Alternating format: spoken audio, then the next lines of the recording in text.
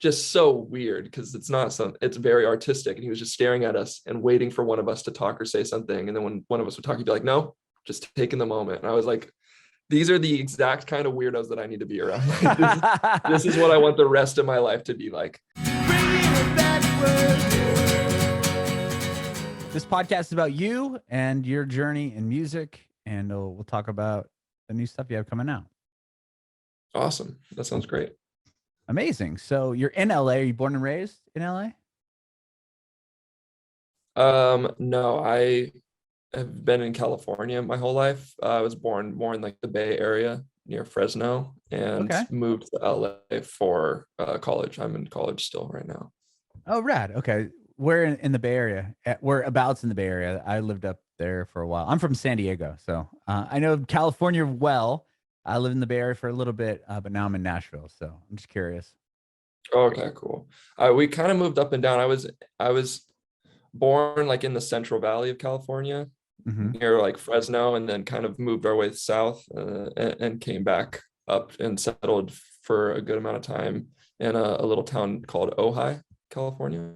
Oh yeah, I know Ojai. So made our way up and down the coast. That's a beautiful area. I think Pierre of Simple Plan lives in Ojai, California now. Yeah. He's good friends with like my mom, I think, which is crazy. That's awesome. Yeah, he's a great really guy. I really like him. Yeah, that's so funny. Well, how did you get into music?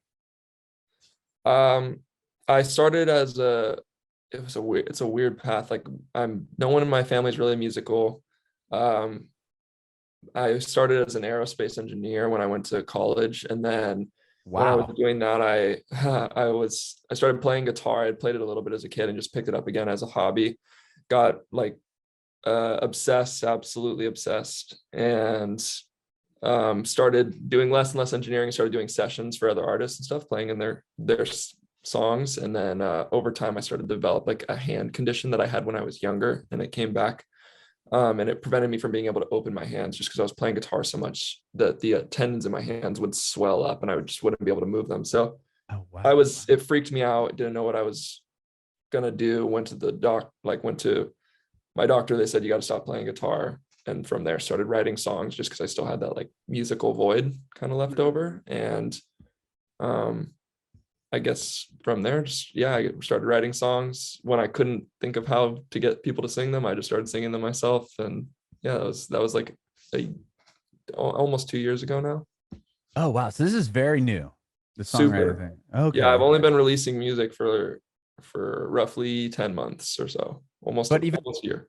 But even prior to that, you said you didn't start playing guitar or anything until you were in college? It was my freshman year of college when I really started playing, and then it ramped up into sophomore year. And so I was only playing for about a year doing sessions for people when I had to stop because of my hand thing. Right. Whoa. Well, then prior to that, you didn't do anything musical? Like it would just all happen within the past couple of years? Yeah, it was. I'm like a 0 to 100 person, so I get obsessed with hobbies. I was like an attention seeking kid, so I was just doing anything and everything I could to get people to laugh or to look at me. So I was like doing street magic and like silly little phases, and then stumbled on music when I was younger, loved it, but I didn't know what to do like past a certain point. I learned a few Ed Sheeran songs. I was like, wow, this is so cool. And then I didn't know like what music theory was, didn't know how to teach myself that, and didn't really want to, so gave it up until I went to college. And then I was like, yeah, I'll dive back into it. And then kind of went down the rabbit hole.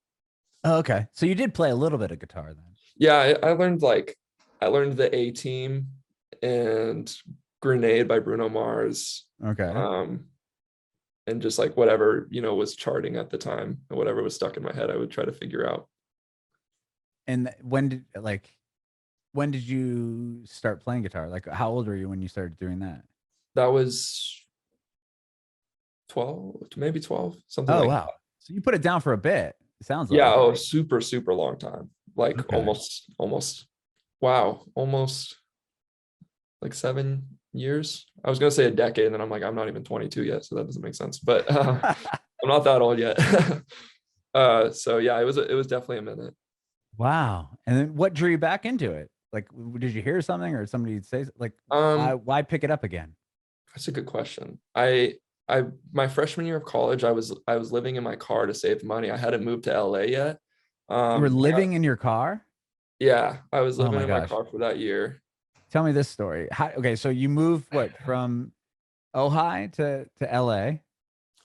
Sort of. I did Okay. my first year of college in community college. I had gotten into USC, which is where I'm at now, out of high school, but just didn't have the money to pay Oh, for it. I sure. still don't, but I had a single mom and we just couldn't afford it. So my first year I deferred, lived in Hmm. my car, was like working jobs, and then was studying engineering at like community colleges, and then transferred into USC after my first year of living in my car. So that's when I moved to LA.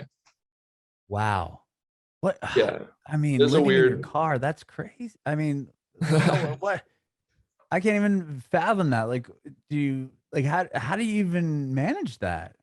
uh it was a really cool experience. I feel like in high school I had gotten signed as a model, just like it had gotten scouted kind of randomly when I was 17, and was traveling to LA for the first time and kind of getting um exposed to that culture. And Ojai's a small town. I've always been just like bouncing from small town to small town, so there's that mentality that comes in with being in small towns all the time. And then you go to LA and it's just this like sensory overload of amazing Hmm. new ideas, new cultures, new ways of dressing, acting, and all that. And I just got really obsessive. So I would come back to my little town having just like done a shoot for Germany's Next Top Model, and I would just think I was the shit. I don't know if I'm allowed to cuss. Am I You allowed can to? cuss. Oh, Yeah, cool. sure. Thinking that I was the shit and realizing that I was very much so not like the local heroes of the town. But I just kept getting caught up in kind of the LA materialistic thing. And so when I found out I was going to be living in LA full time after that, I was like, part of me was one, I can't afford it. And two, I would like a little bit of like a humility check a little bit. So I wanted to live in it was definitely like by choice. Um, Oh, okay. so it was like I need to save money, and I also like would enjoy being grounded a bit before I have to like go back into the belly of the beast and kind of live there Hmm. full time. So I did that for a year and roughed Wow. it pretty in a pretty drastic way. When kids were getting ready Uh, for school in their dorm rooms, I was like showering in public restrooms with homeless people. It was an interesting experience. oh my goodness. Yeah, I'll say. So So, you were doing modeling, and right. that must have paid a little bit, and you got to be in that lifestyle a little bit, right? For sure. Yeah. I was a absolutely awful model looking back at it because it wasn't something I was like looking for. And I, to your previous question, I started playing guitar just because had a lot of downtime living in my car and outside of engineering. Hmm. So I was like, I'll just pick it up again, strap a guitar to like the top of my truck, and I guess go for it. So I wanted to be known for something other than modeling at the Hmm. time, and I didn't know how to reconcile that. I was just not into that persona necessarily. So I was just a bad model. I was a bit of an asshole to my agents. They're like, we need you to cut your hair. I was like, but I like having long hair, and they don't want me to get my ears pierced, any tattoos or anything like that. I got my ears pierced, got a lip tattoo as a form of rebellion or something. And so I was just kind of I was definitely not like the most um respectful of like the environment, and I don't think I was appreciative enough of the opportunity. Now I'm Okay. like, wow, that was absolutely insane. And anytime that I like have a photo shoot or something, I'm super jazzed to just be there. But before that, it was a little bit of a I was a bit resistant to it. I wouldn't know that you have a lip tattoo, so it didn't matter that. Yeah, I mean, I did a good thing. Yeah, it's on the let's see, is it still oh there? yeah, I can see a little bit. I can't Yeah, see what read it, but nothing important. at least you did well, it's like at least you did that. It wasn't like you're like, yeah, and then I got a face Yeah, tattoo. there's a lot of Really concealer piss them covering this off. half of my face. Yeah, right.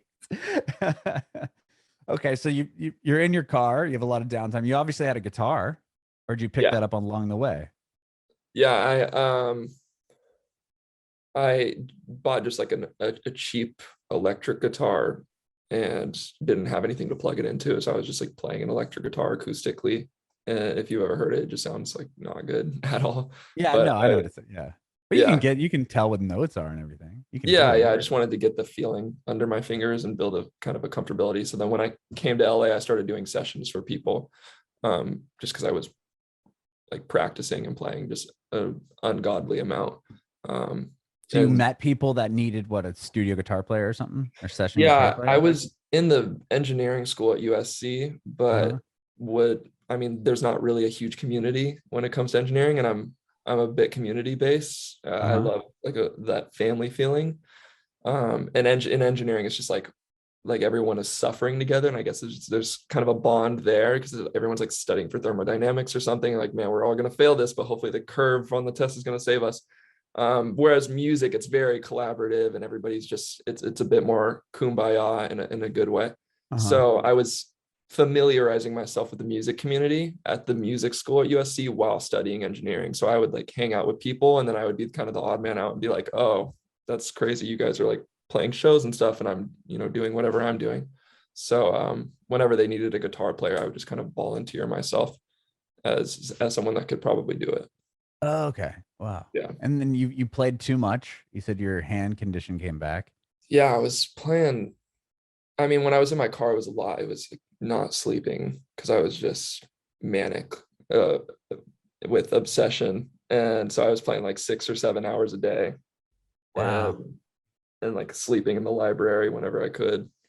Um, and that definitely was like just overboard. Now I can play a little bit longer just because my hands aren't as messed up anymore. But I mean, after a couple hours or so, I could feel like the tension coming back, and it starts to hurt a bit. So I just kind of have to walk that fine line from now on. Okay. I was gonna say, I think I've seen videos of you playing guitar. So I Yeah. assumed you picked it back up again at some point. Yeah. I use it more as like a writing and performing device now, as opposed to like trying to be this like magnificent guitar hero that I was aspiring to be for that year and a Mhm. half or so. So it's Okay. a bit more balanced now. So you wrote some songs, and then how do you get the ball rolling in your music career? I mean, Also a great question. it hasn't been very long, right? I mean, it sounds like you just started putting music out recently, and Yeah. within the past few years, you were writing songs. And yeah, what was the first little victory you had? I met my producer, who's like my main collaborator, through a session I was playing guitar on for an artist that he was producing. And I had been kind of introduced to his friend group. They were all at USC as well, a group of musicians in a music house. And I was like, wow, this is absolutely incredible, because these were people who I was like, man, they're doing exactly what I secretly want to do while I'm in my calculus classes. And being introduced to them and them kind of slowly indoctrinating me into the musician mindset. It's like, there's room for all of us. We can make money in the music industry. Now I'm realizing it's a bit harder than everybody was leading it to be. But Yeah. I met all of them and realized that like a lifetime of a job that I don't like isn't really worth the money that it would have been worth. So Mhm. I started just changing my mindset, introducing my family to the idea of like, hey, I don't think I want to do math anymore. I think I would rather play guitar and write songs, which was a whole adjustment in itself. And um, just started writing songs, finding ones that I really loved, ones that represented me, my producer, and I was sleeping on the floor in his house, and we were just making music like 12 hours a day at the early stages of the pandemic when things were really, really on lockdown. And Mhm. yeah, we made like 10 songs. Two of them ended up getting released, which was my first single, which is now on like SoundCloud and YouTube, I think, but it's not on major DSPs anymore. Mhm. But then the second single, which is still on major DSPs, which is Unless, we made that as part of those initial 10 demos, and those were the kind of the only two songs that I felt like were good enough to release. And from there, it's just been trying to get better on every song, challenge ourselves, and I guess level up in every way that we can.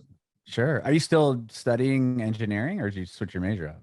I switched my major. Yeah, that's definitely a good a good thing to know. I switched my major. I was in engineering for like 2.5 years, and then just to kind of dip my toe in the water, I wanted to take a songwriting class at SC.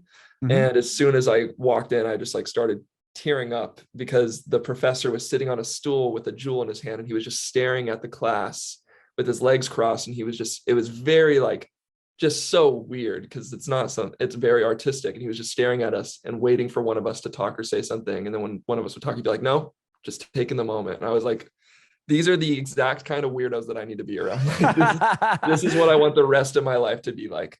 That's funny. Wow. He's just sitting there, what, smoking and just chilling. And then if somebody talks.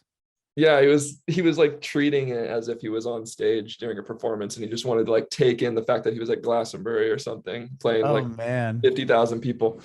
That's and I was funny. like, this is it. I'm done. So from there, I switched into music business, music industry, which is what I'm studying now. Oh, rad. I know that's a cool and a big major there at USC. Yeah, I feel like it worked out surprisingly well, considering I didn't plan it. And I wasted so much money in my first 2 years with physics classes that I'm never going to need to know anymore.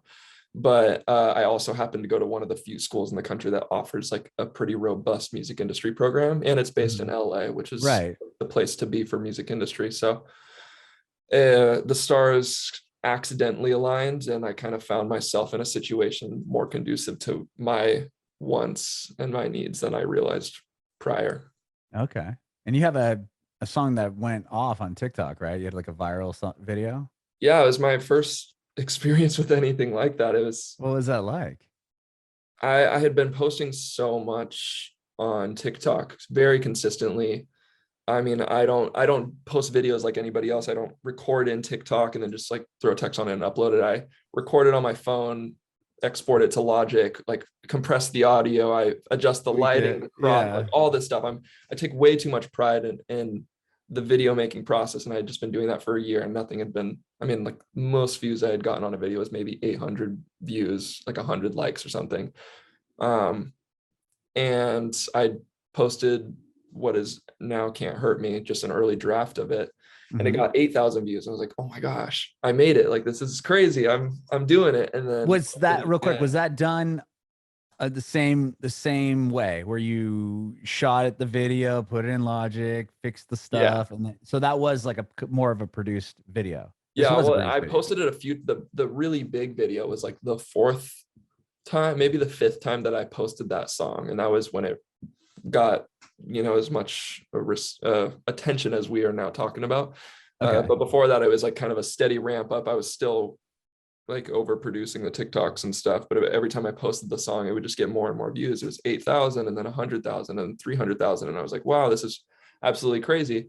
And then with just like the right prompt, the right timeliness, and then also the right performance and all of that, I posted like the bigger video. Now it's at like 2.6 or 7 million or something views. That is nuts. And that was just like, I mean, I didn't know how to, I was also like trying to respond to all the comments. It was something that I took very much pride in, was responding to every single comment. And then after like 7,000 or 8,000 comments, like my brain was just melting. I just didn't know what to do anymore. So it took me a minute to adjust to the amount of eyes on me. I still think I'm adjusting, honestly. Yeah, that's to have one just go off like that. Was it steady or was it real quick? Like, do you remember looking down at your phone and being like, whoa, God, it's just going off right now? It was all because my expectations were so low. Like every single day, it was more and more. I would just wake up and there would be like 5,000 new followers and 20,000 likes and stuff. And it was kind of over a week and a half long period that the initial 2 million views and people had come in, and we got a ton of pre-saves and stuff off of that. So I was able to direct people to like a specific place that helped the song, that is currently helping the song stream and stuff, which is good because I know a lot of artists that post an unfinished song and then they don't have a pre-save link, or they don't have, you know, the tools set in place so that they can turn that, you know, attention into something more tangible. Right. So yeah, that was where I was going to go with my next question, was like pulling people. Okay, now you have their attention on TikTok, but are they going to move over to another platform to hear the full version? And it sounds like with all those the pre-save thing is a great thing. Yeah, it's a little trick that I didn't know about until the video had already done 1 million views. that a friend put me onto, and you can make a pre-save link for a song that's not even recorded or distributed or anything yet. And when I had posted the video, I had just written the second verse that day, so it was very much so unfinished. And I was able to put a pre-save link up after like that initial million. So I lost, unfortunately, probably a good amount of pre-saves and stuff, but got there about halfway through. And you can have a pre-save link for a song that doesn't even exist yet, essentially. And then once the song does exist, enter in the information, and they will all be transferred over. Wow. Wow. Yeah. What about, like, how did you overcome the fact that you were putting all these videos up, you're putting all this time into it? Because I'm sure there's a lot of people in that same position where they're, spending hours recording these videos and singing and doing these pieces and then putting in their computer, or maybe they're using like Final Cut Pro or Logic or whatever. Right. They're editing them down and then they're putting them up and they're getting no view. Maybe they'll get a few views, or they're getting like a couple likes, and they're not landing in that algorithm. Like, how did you continue to keep going? Did you just think like, oh, maybe one of these will hit? Or It was, I mean, I call it being your own cheerleader. It's really difficult. And I feel like just because I had my expectations so low for a long time, I was just kind of like, it was just a part of my daily routine. It was just something you do. I kind of just treated it like homework. Like I couldn't drink my coffee in the morning until I had finished a TikTok. And it's kind of it's become an unfortunate reality. And now I think because I've achieved my goal, like all I wanted to do was go viral. I think that's what all musicians want. And now that it's kind of happened, I'm like, I'm back in the same place that I was a month and a half ago, where I'm just like, once you get a lot of followers on TikTok, the algorithm isn't really feeding your videos to that following. It's all for new followers because the algorithm is flipped. It's 90% of the people that see your videos are ones that don't follow you. And then 10% of the people that see them are ones that already are. So once you get, I mean, I don't know how many followers I'm at right now. It's like somewhere around 35, 36K. Those people are rarely seeing my videos because it has to make it onto the For You page. So even with a ton of followers, I can have a video with 2.7 million views, and the very next video I post will have 10K views or 3K views. It just depends on the video. So I think to anybody that thinks that once it happens, like it's over and your life has changed, it's quite a different reality. And I feel like I have a different view on TikTok now than I did before. And I kind of look at it more now as a focus group at an artist's fingertips. Like you can figure out what resonates with a specific audience, but at the same time, you have to keep in mind that it's a biased focus group because the algorithm is only going to push the things that you're known for. So if I got known for sounding like Shawn Mendes, my algorithm is going to significantly favor songs or videos that reference Shawn Mendes. But I'm not Shawn Mendes, and I'm not really trying to be. So it's an interesting thing that I'm battling right now, which is I'm not a copycat artist. I'm trying to do my own thing. But at the time, that was a way of marketing the song to get people in the door, and it worked. And so now I just, I've got other songs. I got an EP coming out. I got all that stuff. So it's leveraging what I have now in a way that gets people through the door. Sure. I mean, TikTok, that's a great example. And I like what you said and I didn't realize that this was part of the algorithm where only 10% of your followers will see the video. Yeah, I mean, it's really interesting. Seems like that on every platform, right? I mean, if you'll see a page that has 300,000 followers and every video they have maybe has 3,000, 4,000 to 1,000 likes, under 1,000. And you're like, how did not like, it doesn't add up, right? I mean, the math doesn't. And people think you buy followers and stuff. It's an interesting, but I think we're all used to Instagram because Instagrams is the polar opposite. It's 90% of the people that see your content are ones that already follow you. So it's not a platform that's built for growth. They're trying to change that now with Reels, which is a whole other part of this because I went viral on TikTok and then I posted the same video on Instagram and then I went viral on Instagram. And oh wow. And they're trying to change that with Reels, so the algorithm mirrors something like TikTok's, but for average posts, it's not pushed algorithmically. It's just for your followers that are already there. So you're not going to gain any new fans from that.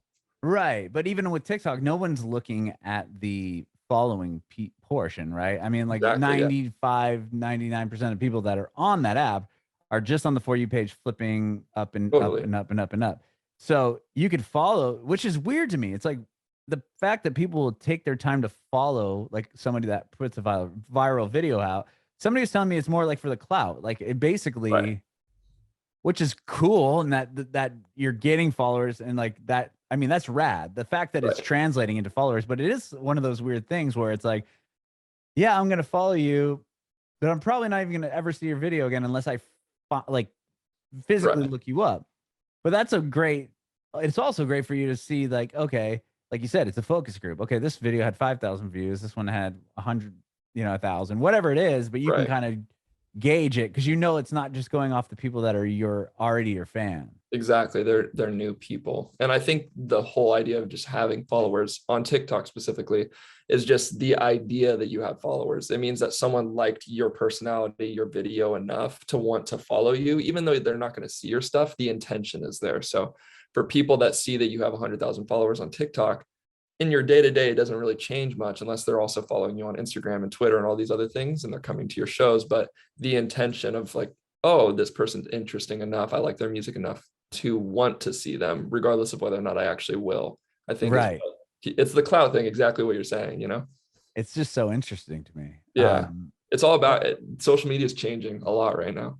For sure, for sure. I mean, it's more of a YouTube thing. Like TikTok reminds Right. me more of like YouTube, where you'll get a notification if you subscribe to the person, but Right. if you're just clicking, searching something, the suggested stuff is a lot more And anybody that impactful than says anything smash else. that like button, it's like everyone rolls their eyes. Like we don't like, Yeah, very few people are actively liking YouTube videos and like turning on their bell notifications and stuff. But the people that do, I guess it makes a difference.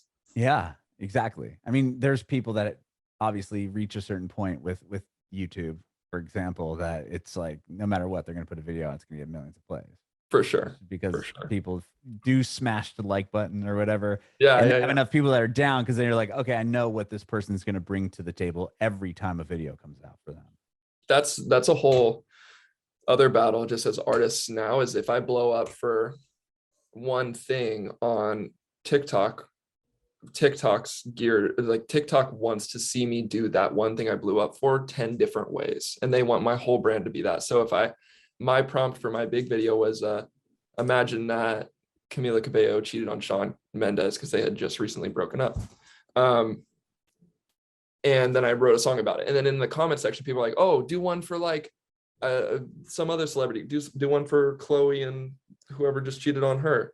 And I'm like, that's not the point of the video. It's just a marketing thing. I already had this song written about a story of my own. And I figured that this would be a way to get people in the door. But people want different iterations of that same concept and blah, blah, blah. And if I did that, I'm sure I would be much more viral than I currently am. But I mean, it's not what I'm doing it for, Right, and that's comes down to the next thing is like, do you chase what went viral for you as far as a song goes? Like, is that something that you're like, okay, well, this song worked, I Right. need to write songs similar to that? Or is it just that song worked, I'm going to do what I'm going to do anyway? Like, I'm going to write a song because it comes to me. It's an interesting dilemma. I think everyone goes through it. I think to me, artistically speaking, it's more important to say something that actually means something to me. At the same time, though, I'm just a big pop music geek. Like the reason I love pop music is because no matter your background, how you're feeling that day, what language you speak, where you're from, a good melody is just infectious and it'll be stuck in your head and it can unite people regardless of their differences. And the psychology behind that is very interesting to me. Maybe it's like my STEM engineering brain that's like sees songs almost as Rubik's cubes, and I love the puzzle behind it. Uh-huh. So I love the idea of having a hooky melody, but I also look at artists that focus a lot on that and wonder if there's any more to them than just a hooky melody. Mm-hmm. And I think past a certain point, like you get people in the door with a hooky melody, but past a certain point, people kind of want to know about you. They want to be invested in your personality and stuff like that. But, from the beginning, there's no reason to. So I'm kind of navigating that right now, figuring out how much of me needs to be this like this pop robot thing that gets people in the door, and then how much of me am I allowed to reveal right now without scaring people off. So at this point, I'm kind of like my project that I'm working on right now is more focused on finding or having a very clear Hayden's sound, because up until now I've dropped singles and they've just been all over the place because I was experimenting and trying to find out what worked for me, what resonated with people. And now that I've found that, I want to create this kind of world that people can come into and understand, oh, this is what Hayden's doing. This is what his songs sound like. I know what to expect with the next songs because this is what he does. And I'm a fan of that, or I don't like it, you know? And how you said you have an EP coming out or working on an EP? Yeah, we're working on it right now. I don't have a release date yet, but we're expecting kind of March, April area. Can't Hurt Me is the first single. It's also the name of the EP because I figured that it would be kind of a shout out to the people that made this all happen in the first place, which is TikTok. Anytime I go on a TikTok live, I'm like, you guys like get priority. You're going to hear the song before my mom hears it. You're going to be like, I kind of give all the praise to TikTok because I mean, all those people made me as known as I am, I guess, right now. That's amazing. That's amazing. And thank you so much, Haiden, for doing this. I really appreciate it. Of course, I'm super honored that you guys wanted to have me on. I appreciate it. Yeah. I do have one more question for you. I want to know if you have any advice for aspiring artists. I feel like such a misfit in my own life that it's hard for me to give advice.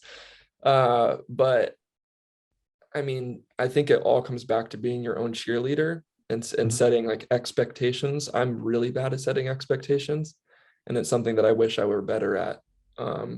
So if you want to be known for a thing, I feel like it's most important to focus on that thing. For a long time, and I'm glad I was only posting about my music, the way that I do my music, and being myself, because I didn't want to post like a video about my skincare routine and blow up because of that, and then like spend the rest of my life trying to fight that one specific niche or that one thing that I'm known for. So being someone who wasn't native to music but found my way to it, I found it super satisfying when my music did finally get some attention, and I'm like, oh, this is so much better than getting known for, you know, some kind of comedy or dance trend on TikTok or something and building a following that way. I think the mentalities now is like, just build a following in any way you can and then guide them to what you want to do, which is music or acting or something more creative. And I feel like the way social media works right now is once you're known for that thing, it's hard to break out of that thing. We've seen it with, you know, all the TikTok stars that are trying to make music right now. The first thing people do is roll their eyes and like, just stay in your lane. And that can be a suffocating box to put yourself into. So I'm like, if you want to be known for something, just do it relentlessly, be your own cheerleader. It's not easy for anybody. And just know at the end of the day, it will happen. It's just a matter of time.